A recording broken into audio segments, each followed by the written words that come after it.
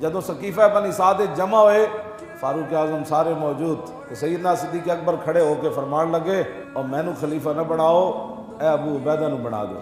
ساری زندگی صحابہ سیدنا صدیق اکبر دے سامنے کوئی بولیا نہیں۔ حضرت فاروق اعظم دا جلال تسی جان دے ہو کتنا ڈاٹ، لیکن ایک موقع ہوتے تو 3 باری سیدنا صدیق اکبر نے حضرت عمر نو فرمایا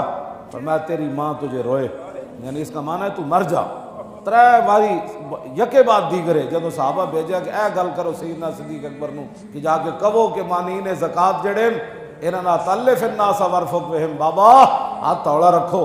ہاں کوئی نرمی اختیار کرو، اے زکات نہیں نہ دیندے، باقی 4 گلاں دے من دین۔ حالات پورے تسی ویکھ رہے ہو پوری دنیا دے حالات کی ون، سپر پاوراں دیاں فوجاں کھڑیاں،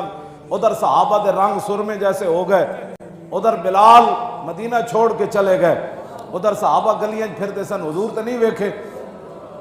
انہاں کیا حالات نہیں ٹھیک ملک دے، تلف الناس ورفق بہم۔ اے حضرت عمر گل کر رہے صدیق اکبر نہ، فرمایا بابا ہاتھ تھوڑا رکھو، اے نہیں ٹھیک، تسی چاروں طرف جنگ چھڑن لگے ہو، ہاتھ تھوڑا رکھو۔ تو حضرت سیدنا صدیق اکبر فرمایا ثقلت کا امو کا یا عمر، اے عمر تیری ماں تجھے روئے، جبار فی الجاہلیت و خبار فی الاسلام، جاہلیت میں تو بڑا تکڑا تھا، اب کمزور ہو گیا۔ لو منعونی قالا لجاہدتہم، تم کہتے ہو کہ میں جو زکوٰۃ نہیں دیتا میں اس کو معافی دوں، جو حضور کے زمانے میں اونٹ لاتا تھا اور اس کا گھٹنا باندھنے کے لیے رسی لاتا تھا، اب وہ اونٹ لائے عقالاً، وہ رسی نہ لائے، لجاہدتہم، صدیق تو اس کی بھی گردن کاٹ کے رکھ دے۔